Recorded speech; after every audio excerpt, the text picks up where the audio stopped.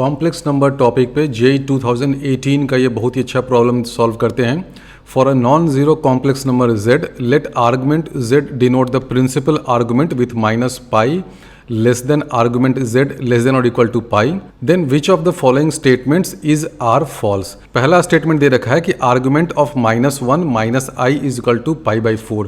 ये स्टेटमेंट तो फॉल्स है क्योंकि -1 माइनस आई कॉम्प्लेक्स नंबर कहीं यहाँ पर होगा, -1 माइनस आई, तो ये जो एंगल है वो कितना है 135 डिग्री है। लेकिन आप देख रहे हैं कि ये positive direction of x axis से हम लोग किस डायरेक्शन में गए, हम लोग क्लॉकवाइज डायरेक्शन में गए हैं। और मैंने सिखाया था कि अगर हम लोग क्लॉकवाइज डायरेक्शन में जा रहे हैं तो वो एंगल नेगेटिव हो जाता है। तो ये जो कॉम्प्लेक्स नंबर है -1 माइनस आई, इसका तो आर्गुमेंट हो जाएगा -135 डिग्री या -3 पाई बाई 4, यानी कि ये फॉल्स है। इसका मतलब ऑप्शन ये वाला सही है। स्टेटमेंट बी है the function f from r to minus pi to pi and defined by ft is equal to argument of -1 plus it for all t belonging to real number is continuous at all points of r। ये statement भी false है। ये इसलिए false है कि ft देखिए क्या है, ft है इस तरह का function argument of -1 plus I T. अब ये -1 प्लस आई टी कैसा कॉम्प्लेक्स नंबर है, इसका रियल पार्ट है -1। तो अगर हम लोग xy प्लेन में इस नंबर को बनाए जो -1 प्लस आई टी है, तो उसका रियल पार्ट तो हमेशा -1 होना है, यानी कि ये ब्लू वाला लाइन होगा। अब इस लाइन पे जो कॉम्प्लेक्स नंबर होंगे उनका आर्गुमेंट क्या कंटिन्यूस होगा?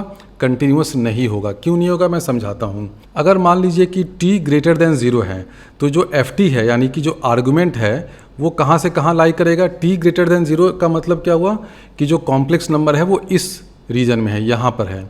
अगर कॉम्प्लेक्स नंबर इधर है तो उनका आर्गुमेंट क्या होगा? कोई कॉम्प्लेक्स नंबर अगर यहाँ पर है, लाइन पर अगर आ गया तो पाई हो गया, लाइन के जस्ट ऊपर है तो लेस देन पाई रहेगा। अब जैसे जैसे ये कॉम्प्लेक्स नंबर ऊपर जाता जाएगा उसका आर्गुमेंट घटता जाएगा, लेकिन कुछ भी होगा उसका आर्गुमेंट पाई बाई 2 से ज़्यादा ही होगा। तो ये हम लोग लिख सकते हैं कि for t greater than 0 pi by 2 is less than argument is less than pi. t greater than 0 के लिए ये जो -1 प्लस आई टी है कॉम्प्लेक्स नंबर कहाँ होगा? यहाँ होगा, यहाँ होगा, इधर कहीं होगा। तो इन सारे कॉम्प्लेक्स नंबर का आर्गुमेंट जो होगा वो पाई से लेकर के पाई बाई 2 के बीच में होगा। पाई बाई 2 से कम इसलिए नहीं हो सकता है क्योंकि ये जो कॉम्प्लेक्स नंबर है उसका रियल पार्ट -1 है, यानी कि वो कभी इधर तो आ ही नहीं सकता है ना, फर्स्ट क्वाड्रेंट में तो कभी नहीं आ सकता है, इस क्वाड्रेंट में। तो कॉम्प्लेक्स नंबर क्या है? -1 प्लस आई टी है, उसका रियल पार्ट -1 है, यानी कि कॉम्प्लेक्स नंबर इसी लाइन पे है। इस लाइन पे रहेगा तो जस्ट यहाँ पर होगा तो उसका आर्गुमेंट होगा पाई। और अगर बिल्कुल t टेंडिंग टू इन्फिनिटी हो जाएगा तो उस केस में आर्गुमेंट पाई बाई 2 हो जाएगा। तो कुछ भी हो, for t greater than 0 argument तो ये होगा pi by 2 less than argument less than pi. अब इसी का उल्टा देखते हैं कि अगर t लेस देन 0 हो जाए तो आर्गुमेंट क्या हो जाएगा? For t less than 0 complex number यहाँ होगा, इधर होगा, इस साइड में कहीं होगा। अब अगर कॉम्प्लेक्स नंबर इस साइड में है, जस्ट यहाँ पे है, तब आर्गुमेंट क्या हो जाता है? -पाई। और अगर यहाँ तक आएगा तो आर्गुमेंट हो जाएगा -पाई बाई 2, यानी कि इस केस में हम लिख सकते हैं कि this is -pi is less than argument is less than -pi by 2। ये इस क्वेश्चन का की स्टेप है। जिसने इस चीज़ को समझ लिया उसने क्वेश्चन सॉल्व कर लिया। आप ये देखिए क्यों हो रहा है। For t greater than 0 complex number इस साइड में है, इस साइड में है, इसका मतलब आर्गुमेंट उसका पाई बाई 2 और पाई के बीच में है। उसी तरह for t less than 0 argument इस रेंज में है। तो यहाँ से आप देख रहे हैं कि ये तो कंटिन्यूस हो ही नहीं सकता है ना। t लेस देन 0 के लिए -पाई बाई 2 तक है और t ग्रेटर देन 0 के लिए ये पाई बाई 2 से पाई के बीच में है, यानी कि यहाँ पे तो जंप आ गया फंक्शन में। देख रहे हैं ना, इतना बड़ा जंप है, -पाई बाई 2 से सीधे जंप करके पाई बाई 2 पे चला गया। इसका मतलब अगर आप लिमिट लेते हैं, अगर लेफ्ट हैंड लिमिट लेंगे, t टेंडिंग टू 0 करेंगे फ्रॉम लेफ्ट साइड, तो आर्गुमेंट कुछ भी होगा -पाई बाई 2 से कम होगा। जब राइट हैंड लिमिट लेंगे, यानी कि limit t tending to 0 plus right hand limit लेंगे तो आर्गुमेंट पाई बाई 2 से बड़ा होगा। तो left hand limit can never be equal to right hand limit, यानी कि ये फंक्शन डिसकंटिन्यूअस है। आपको फंक्शन की value at t equal to 0 check करने की ज़रूरत ही नहीं है। आप सीधे सीधे देख करके बता सकते हैं कि ये फंक्शन डिसकंटिन्यूअस है। और ये थियरी मैंने जब आर्गुमेंट वाला लेक्चर लिया था उसमें काफ़ी डिटेल में समझाया था कि ये फंक्शन डिसकंटिन्यूअस क्यों हो रहा है। क्योंकि जो भी हम लोग प्रिंसिपल आर्गुमेंट लेते हैं उसका इंटरवल क्या होता है? ये होता है -pi to pi. -Pi open interval है, पाई क्लोज्ड है। इस क्वेश्चन में भी देखिए यही इंटरवल लिया है। और ये जो -पाई पे ओपन है ना, उस कारण से ही ये फंक्शन यहाँ पर डिसकंटिन्यूस हो रहा है। ये जो -1 आ गया ना, वो आपको -पाई की तरफ ढकेल रहा है। यानी कि क्वेश्चन में अगर -1 के बदले कोई भी दूसरा नेगेटिव रियल नंबर रहता, यानी कि -5 प्लस IT रहता, -4 प्लस IT रहता, कुछ भी रहता, अगर माइनस रहता यानी कि रियल पार्ट अगर नेगेटिव रहेगा, तो इस क्वेश्चन में ये जो FT फंक्शन है वो डिसकंटिन्यूस होगा ही। इसी का ठीक उल्टा हो जाएगा, अगर यहाँ -1 के बदले मान लीजिए कि यहाँ पर आपको दे देता कि भाई 5 प्लस IT ये है, ये 5 प्लस IT है।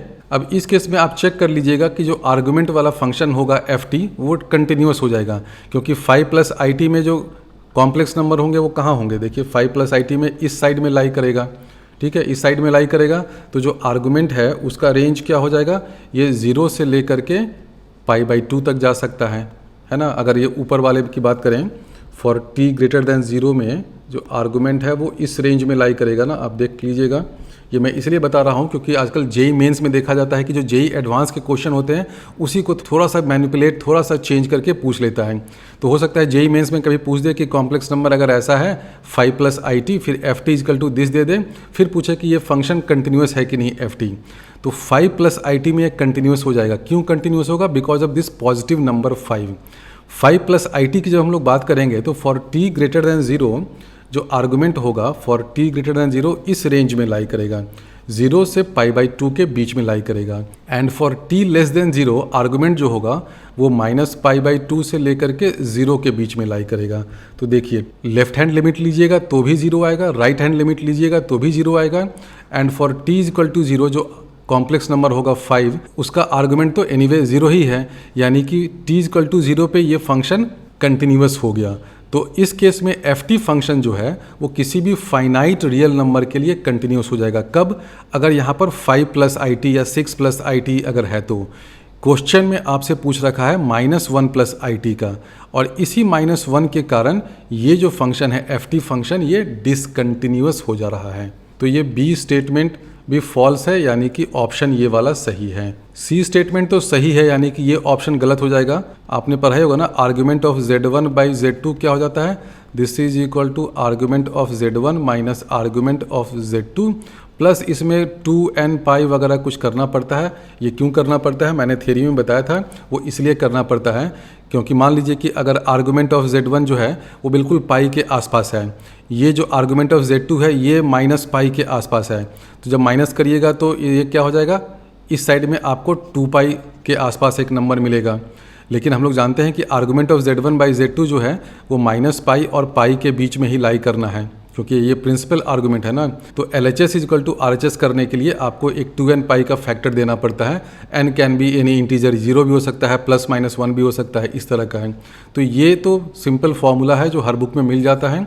अब स्टेटमेंट D जो है वो बहुत इंटरेस्टिंग है। इसको प्रूव या डिसप्रूव करने के लिए मैं डिटेल में आपको एक थियरी समझाता हूँ। ये स्टेटमेंट फॉल्स है, यानी कि ऑप्शन ये सही है, लेकिन इसकी डिटेल थियरी आप लोग समझ लीजिए वंस एंड फॉर ऑल, ताकि कभी भी इस तरह का कोई क्वेश्चन आपको दिखे ना तो आप आसानी से उसको सॉल्व कर सकते हैं। थियरी ये है कि 4 कॉम्प्लेक्स नंबर हो तो उनका एक क्रॉस रेशियो होता है। अब आप इस नाम को याद मत रखिए, कोई ज़रूरी नहीं है, बस नाम मैंने इसलिए दे दिया ताकि आपको थोड़ा सा, एक नाम से क्या फ़ायदा होता है, आप कॉन्सेप्ट से रिलेट कर सकते हैं।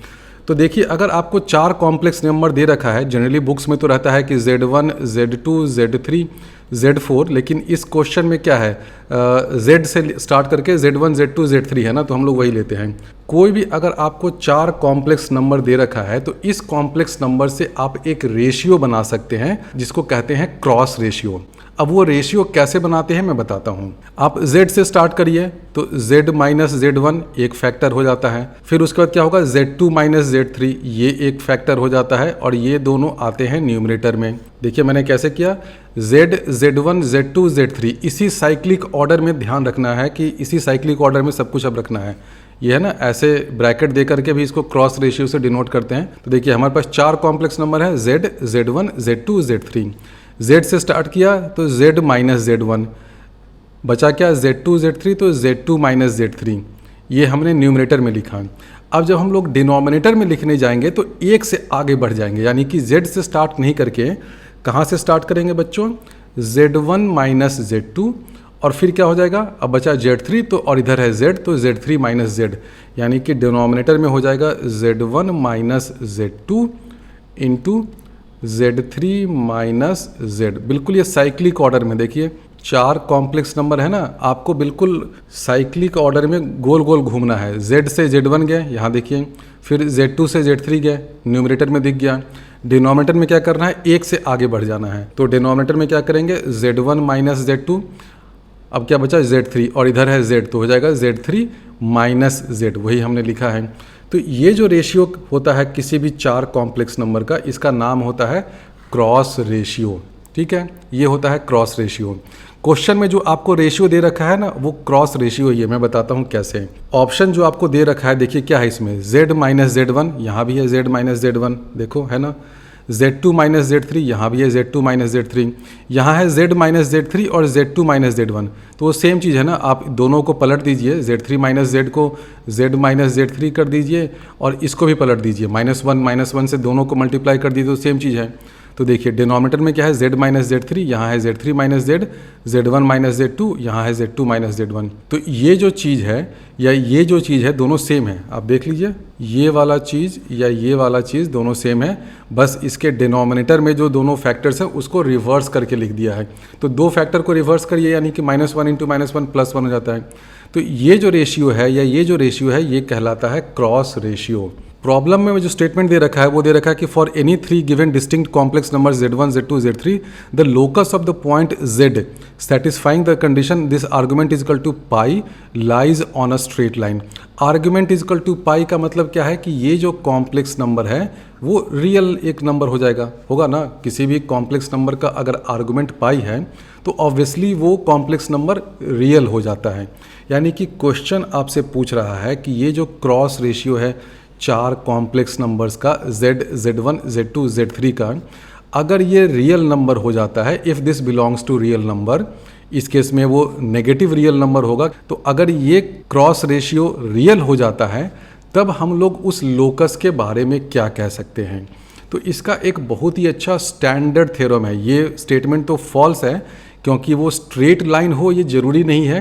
स्ट्रेट लाइन के साथ साथ एक और लोकस होता है, जो क्या होता है मैं अभी बताता हूँ। तो मैं आपको एक थ्योरम बताने वाला हूँ कि सपोज 4 कॉम्प्लेक्स नंबर्स ऐसे हैं कि उनका जो क्रॉस रेशियो है वो एक रियल नंबर है। तो मैं उन नंबर्स के बारे में क्या कह सकता हूँ। अगर ये रेशियो रियल नंबर है तो पहला चीज़ तो मैं ये कर सकता हूँ कि ये वाला जो फ्रैक्शन है ये भी एक रियल नंबर हो, और इधर वाला जो फ्रैक्शन है वो भी रियल नंबर हो सकता है ना, बिल्कुल हो सकता है। आपको दे रखा है कि product of these 2 fraction, this fraction and this fraction, 2 fraction हैं, दोनों फ्रैक्शन को थोड़ा सा अलग अलग कर देते हैं। आजा बेटा, तुम्हें मैं जुदा जुदा कर देता हूँ। क्रॉस रेशियो ये है, यही है ना क्रॉस रेशियो। ये दे रखा है आपको कि ये जो पूरा कॉम्प्लेक्स नंबर है रियल है। अगर आपको ऐसा दे रखा है, थ्योरम है ये, कि अगर ये चीज़ रियल नंबर है तो इसका एक मतलब तो ये हो सकता है, क्या हो सकता है कि भाई ये भी एक कोई रियल नंबर हो और ये भी एक कोई रियल नंबर हो, क्योंकि हम लोग 2 रियल नंबर को मल्टीप्लाई करेंगे तो क्या मिलेगा, रियल नंबर ही मिलेगा ना। तो अगर आपको दे रखा है क्वेश्चन में कि भाई ये जो पूरा का पूरा क्रॉस रेशियो एक रियल नंबर है, तो मैं क्या कह सकता हूँ कि हाँ, एक पॉसिबिलिटी तो है कि ये वाला पार्ट भी रियल हो और ये वाला पार्ट भी रियल हो। अब जैसे ही ये वाला पार्ट रियल हुआ तो आप क्या कह सकते हैं। अब देखो, equation of a straight line में मैंने सिखाया था ना, यहाँ देखो 3 पॉइंट्स हैं, Z, Z1, Z2। अब ये आपको क्या बता रहा है कि Z माइनस Z1 जो है वो एक real number times Z1 minus Z2, यानी कि Z minus Z1 this is equal to some scalar real number times Z1 minus Z2। इससे आपको क्या दिख रहा है, इससे आपको दिख रहा है कि Z, Z1, Z2 एक स्ट्रेट लाइन में लाई करते हैं। मान लेते हैं कि Z कहीं यहाँ पर है, Z1 यहाँ पे है, Z2 यहाँ पे है, तो उस केस में आप कह सकते हैं ना कि Z minus Z1 this is equal to lambda times Z1 minus Z2। तो अगर ये चीज़, ये फ्रैक्शन अगर रियल नंबर है तो मैं ये कह सकता हूँ कि Z minus Z1 is equal to lambda times Z1 minus Z2। इसका मतलब क्या हुआ कि Z, Z1, Z2 जो है वो एक स्ट्रेट लाइन पे लाई करते हैं। ये पूरी थियरी मैंने डिटेल में आधे घंटे के लेक्चर में समझाया हुआ है। तो इसका मतलब अगर ये वाला फ्रैक्शन एक रियल नंबर है तो Z, Z1, Z2 एक स्ट्रेट लाइन पे लाई करते हैं। उसी तरह अगर ये वाला फ्रैक्शन भी रियल नंबर है तो इसका मतलब क्या होगा कि Z2, Z3 और Z एक स्ट्रेट लाइन पे लाई करते हैं। अब Z2 और Z तो ऑलरेडी इसी लाइन पे हैं, तो Z3 को भी इसी लाइन पे लाई करना ही पड़ेगा, क्योंकि Z2 और Z दो कॉम्प्लेक्स नंबर हैं, दो कॉम्प्लेक्स नंबर से एक ही लाइन पास करता है, वो लाइन ऑलरेडी ये ब्लू वाला लाइन है। ये कंडीशन आपको क्या बता रहा है, ये वाला कंडीशन, ये कंडीशन बता रहा है कि Z2, Z और Z3 ये तीनों एक स्ट्रेट लाइन पे लाई करते हैं। तो Z2 और Z ने तो पहले ही अपना लाइन बना लिया है, तो बेचारे Z3 को भी इसी लाइन पे कहीं लाई करना पड़ेगा। ऊपर नीचे आगे पीछे कहीं भी हो सकता है, उससे कोई फ़र्क नहीं पड़ता है। तो इसका मतलब क्या हुआ कि Z, Z1, Z2, Z3 चारों इसी लाइन पे लाई करेंगे, इसी ब्लू वाली लाइन पे।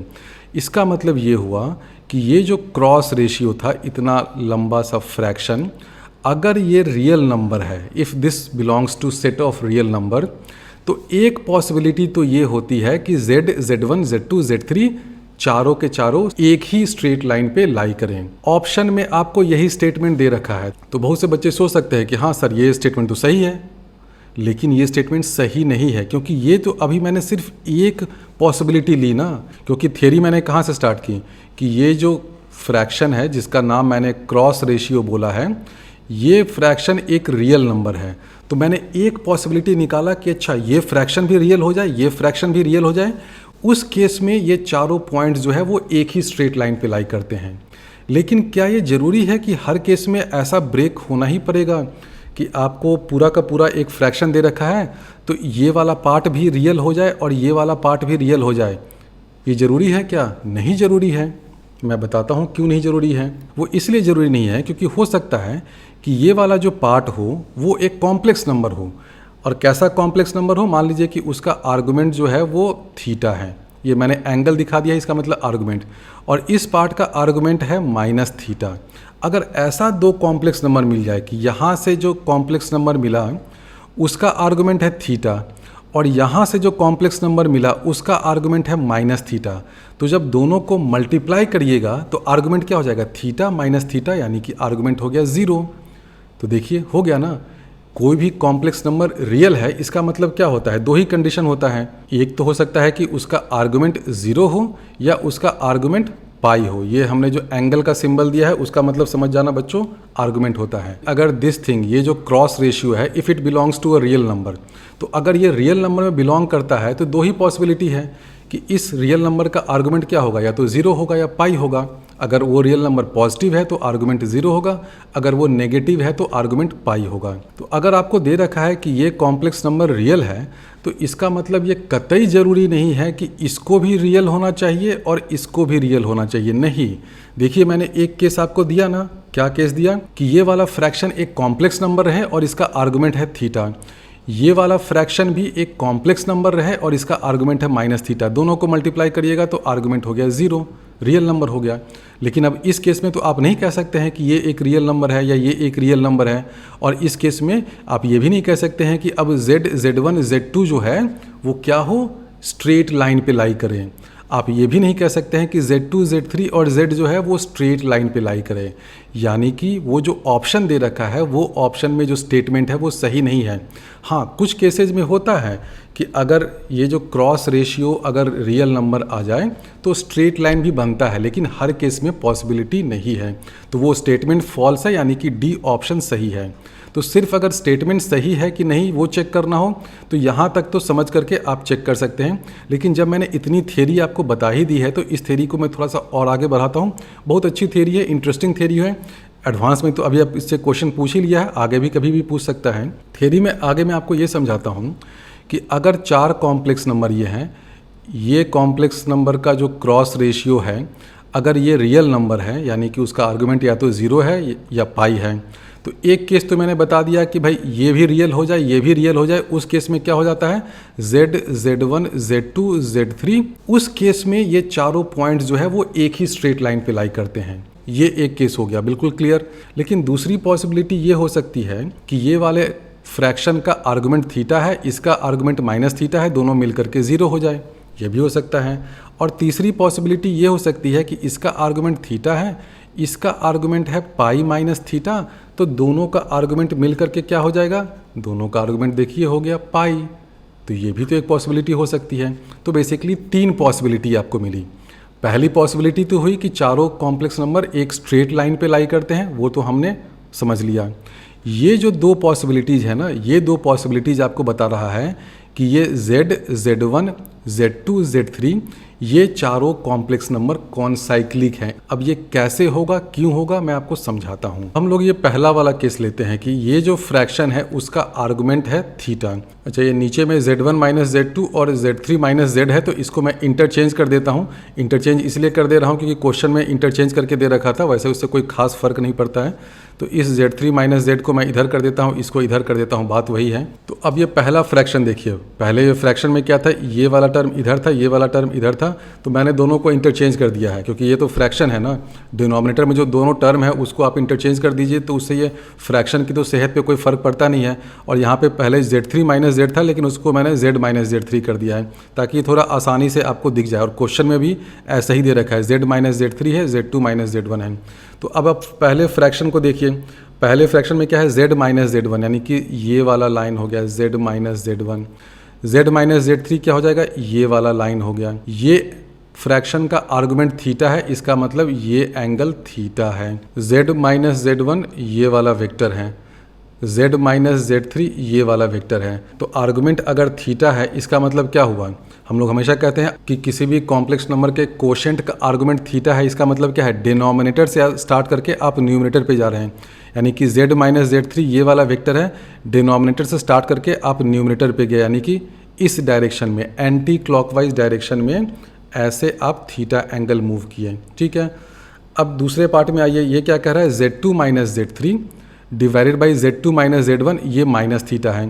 तो Z2 मान लेते हैं कि यहाँ पर है, Z2 माइनस Z3 ये वाला वेक्टर हो गया, और Z2 माइनस Z1 ये वाला वेक्टर हो गया। तो Z2 माइनस Z3 ये वेक्टर हो गया, Z2 माइनस Z1 ये हो गया। Z2 माइनस Z1 क्या है, ये है। तो यहाँ से स्टार्ट करके आपको इधर जाना है। तो देखिए ये डायरेक्शन देखिए क्या है, ये क्लॉकवाइज है। क्लॉकवाइज क्या होता है, माइनस थीटा हो जाएगा, होगा ना। तो ये वाला देखिए, ये हमने क्या लिखा था कि आर्गुमेंट इसका माइनस थीटा है। तो देखिए ये आर्गुमेंट माइनस थीटा हो गया, तो इसको इधर कर देंगे। डायरेक्शन के कारण माइनस थीटा हो रहा है, लेकिन एंगल का मैग्नीट्यूड तो ये थीटा ही होगा, ये भी थीटा होगा। अब आप वो वाली प्रॉपर्टी लगाइए कि ये जो Z1 Z3 वाला जो आर्क है, an arc subtends equal angle at the circumference, तो उससे आप देख रहे हैं कि Z1 Z2 Z3 और Z ये चारों पॉइंट्स कॉन्साइक्लिक हो गए। तो पहला केस में तो ये हो गया। देखिए पहला केस जो हमने बनाया ना, एंगल थीटा और एंगल माइनस थीटा, ये एंगल थीटा क्यों हुआ, क्योंकि ये एंटी क्लॉकवाइज है। ये वाले एंगल में देखिए ये क्लॉकवाइज है, इसलिए इसकी जब वैल्यू लेंगे तो वो माइनस थीटा आता है। इन दोनों को जब मल्टीप्लाई करिएगा तो जो पूरा का पूरा फ्रैक्शन होगा वो एक रियल नंबर हो जाएगा। अब एंगल थीटा और पाई माइनस थीटा कब होगा, वो भी मैं बना ही देता हूँ। अगर Z2 पॉइंट यहाँ पे आ जाए इस साइड में, तब देखिए जो एंगल बनेगा ना, ये वाला एंगल, ये और ये एंगल, तो ये एंगल एंटी क्लॉकवाइज ही होगा और ये एंगल पाई माइनस थीटा है। तो उस केस में भी आप देख रहे हैं कि ये क्या है, आप इन 4 पॉइंट्स को देखिए, Z, Z3, Z2, Z1 ये तो कॉन्साइक्लिक ही हैं। तो अब हम लोग ये जो थर्ड केस है उसको लेते हैं। उसमें क्या है, Z minus Z1 by Z minus Z3, इसका आर्गुमेंट थीटा है, यानी कि ये तो एज इट इज रहेगा, एंटी क्लॉकवाइज डायरेक्शन में ये थीटा है। इसको तो बनाने में कोई दिक्कत नहीं है, एंटी क्लॉकवाइज इधर आ गया, इस डायरेक्शन में थीटा एंगल आ गया। अब आप इसको देखिए, Z2 माइनस Z3 क्या है, Z2 माइनस Z3 हो गया ये वाला वेक्टर, और Z2 माइनस Z1 क्या हो गया, ये वाला वेक्टर। तो हम लोग क्या करते हैं, हम लोग डिनोमिनेटर से स्टार्ट करते हैं, यानी कि Z2 माइनस Z1, इससे स्टार्ट करके हम लोग न्यूमरेटर की तरफ जाते हैं। न्यूमरेटर में क्या है, Z2 माइनस Z3, यानी कि इस डायरेक्शन में जाना है। ये डायरेक्शन क्या है, ये एंटी क्लॉकवाइज डायरेक्शन है, ऐसे आप जा रहे हैं। और एंगल कितना है, पाई माइनस थीटा, यानी कि इस केस में ये वाला एंगल हो जाएगा पाई माइनस थीटा, और ये पॉजिटिव ही रहेगा क्योंकि हम लोग एंटी क्लॉकवाइज डायरेक्शन में मूव कर रहे हैं। ये एंगल हो गया थीटा। तो इस केस में देखिए ये जो थर्ड केस है उसमें क्या हो जाएगा, Z, Z3, Z2, Z1 ये चारों क्या है, ये कॉन्साइक्लिक हो गए। तो इस केस में भी, थर्ड केस में भी चारों पॉइंट्स कॉन्साइक्लिक हैं, और ये जो सेकंड केस था इसमें भी चारों पॉइंट्स कॉन्साइक्लिक थे। ये जो अभी हमने डायग्राम बनाया है ये तो थर्ड केस का है, ये जो डायग्राम बनाया है ये सेकंड केस का है, और पहला केस क्या था? पहला केस था कि ये भी रियल हो जाए, ये भी रियल हो जाए। तो उस केस में तो चारों points z, z1, z2, z3 चारों के चारों एक स्ट्रेट लाइन पे लाई करते हैं। और ध्यान दीजिए, स्ट्रेट लाइन भी क्या होता है? स्ट्रेट लाइन भी एक सर्कल होता है। बार बार आपने ये फिजिक्स में, मैकेनिक्स में, हर जगह देखा होगा, हाइड्रोडायनेमिक्स में, कि स्ट्रेट लाइन को हम लोग एक सर्कल की तरह ही मान सकते हैं, लेकिन उस सर्कल का रेडियस क्या हो जाएगा? इन्फिनिटी। तो ये जो थ्योरम है, ये थ्योरम क्या कहता है? थ्योरम ये कहता है कि अगर किसी चार कॉम्प्लेक्स नंबर का ये वाला रेशियो, जिसका नाम भी होता है, जिसको कहते हैं क्रॉस रेशियो, अगर ये क्रॉस रेशियो एक रियल नंबर है, पॉजिटिव नेगेटिव कुछ भी हो, कोई फ़र्क नहीं पड़ता है, अगर ये रियल नंबर है तो चारों पॉइंट्स जो हैं वो या तो एक स्ट्रेट लाइन पे लाई करेंगे या वो चारों पॉइंट्स एक सर्कल पे लाई करेंगे। क्वेश्चन में जो आपको ऑप्शन दे रखा था वो आपको ज़बरदस्ती घोट के बोल रहा था कि नहीं, ये चारों को तो एक स्ट्रेट लाइन पे लाई करना ही होगा। इसका मतलब वो स्टेटमेंट फॉल्स है। ये चारों पॉइंट्स ऐसे एक सर्कल पे भी तो लाई कर सकते हैं ना। ये क्रॉस रेशियो ऐसे लिखते हैं, z से स्टार्ट किया z1 गया, z2 z3, ऊपर वाला आ गया न्यूमरेटर वाला, फिर नीचे वाले के लिए z1 से z2 गया, फिर z3 से z गया, उसी को हमने लिखा है। और क्वेश्चन में जो दे रखा था उसमें ये वाला टर्म इधर था, ये वाला टर्म इधर था, तो आप इंटरचेंज कर दीजिए, डिनोमिनेटर के दोनों फैक्टर्स को इंटरचेंज करिए, या आप z3 माइनस z को ऐसे लिख दीजिए, z माइनस z3 इंटू कर दीजिए z2 माइनस z1, तो बात तो वही है ना। तो आप इसको इंटरचेंज भी कर दीजिए, कोई फ़र्क नहीं पड़ता है। तो थ्योरम ये समझ लेना कि अगर चार कॉम्प्लेक्स नंबर का जो ये वाला रेशियो है, अगर ये एक रियल नंबर है तो वो चारों कॉम्प्लेक्स नंबर या तो स्ट्रेट लाइन पे लाई करेंगे या वो चारों कॉम्प्लेक्स नंबर एक सर्कल पे लाई करेंगे।